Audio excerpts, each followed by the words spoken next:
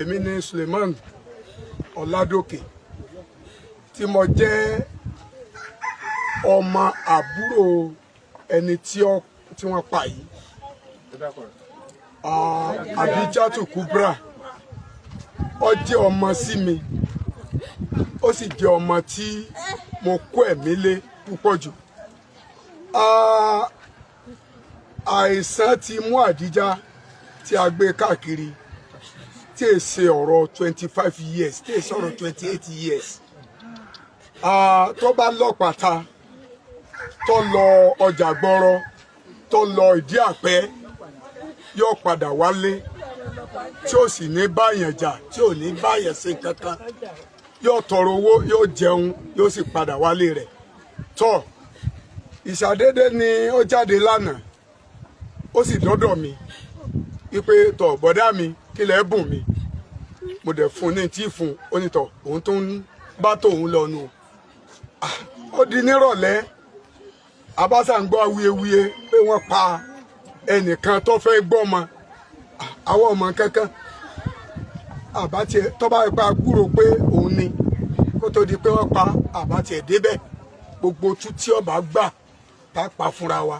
Tó àmọ́ngbà tó yá wọ́n ti pa tán yányán kó tó di pé wọ́n pè wá pé ọmọ wa mọ̀ ni wọ́n pa, wọ́n lọ gbọ́mọ níbo, kò dẹrú ẹ̀ wò rí láyé, làákàyè rò tiẹ̀ gbé kó serú nǹkan báwọn bẹ́ẹ̀ tiẹ̀ bá dẹrú mọ̀ràn bá kò lè ṣe. So ìtí ó wá jẹ́ bànújẹ́ fún wa ni pé ó kọ lé àti ó kọ ọmọ yìí tí wọ́n bàjẹ́, ó jẹ́ gbogbo ọkọ̀ àdúgbò àtòkọlé láti àti ó kọ ọmọ rẹ̀ tí wọ́n fẹ́ bàjẹ́. Agbásọ́gùd kódà lánàá mo dúpẹ́ lọ́wọ́ àwọn ọlọ́pàá púpọ̀ torí àwọn ni wọn ò jẹ́ kí wọ́n sun níná.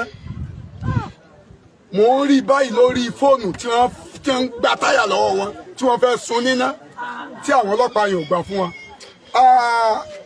Wọ́n wá rọ ìjọba Kwara State, mo rọ gọ́vnà Abdulrasaq Abdulrahman, ìtì ṣẹlẹ̀ yìí kìí ṣe tó dùn mọ́ anybody. Ìbànújẹ́ ọkàn ni wọ́n ń dálẹ̀ kí wọ́n bá wa dá sí. Mo rọ Commissioner of Police of Kwara State kí wọ́n dákun torí tọlọ́hun kí wọ́n dá sí kí ní yọ ọmọ continue. Mo fẹ́ kí wọ́n bá wa gbé ìgbésẹ̀ tó ní agbára. Commissioner of Police ti Kwara State mo rọ̀ wọ́n kí wọ́n bá wa dá sí.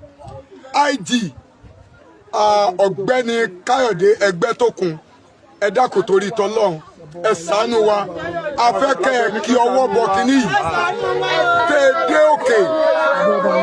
Bàbá wa Sùlù Kàyẹ́lì Ibrahim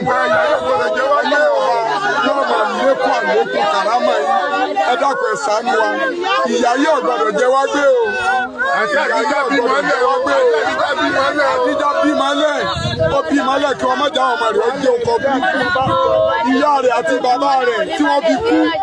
Wàhálà Àdíjà yìí wọ́n ṣe kí Ọlọ́run fi ṣàánú rẹ̀, Ọlọ́run ọba yóò bá